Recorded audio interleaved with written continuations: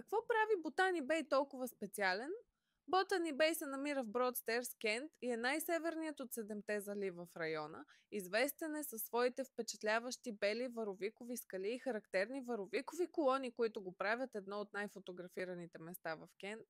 Плажът е носител на престижната награда Син Флаг за 2024 година, което гарантира чистота и безопасност за къпане.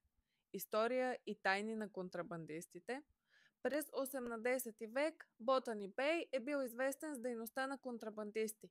През 1769 година известният контрабандист Джо Снелинг и неговата банда са били заловени на плажа, но той успява да избяга и по-късно е представен на принцеса Виктория. Името Ботани Бей идва от залива в Австралия, където са били изпращани британски затворници, включително контрабандисти.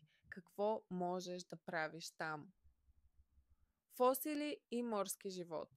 При отлив плажът разкрива скални басейни и възможности за търсене на фосили, включително морски таралежи от кредния период.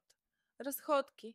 Можеш да се разходиш по Viking Coastal Trail, 30-километров маршрут, който предлага спиращи дъха гледки към морето.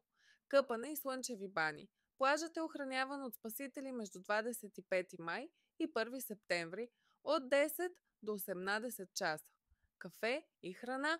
На плажа има павилион, предлагащ напитки, сладолед и леки закуски.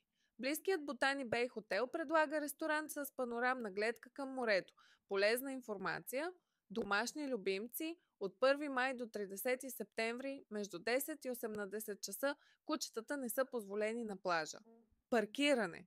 Паркирането е ограничено в близост до плажа.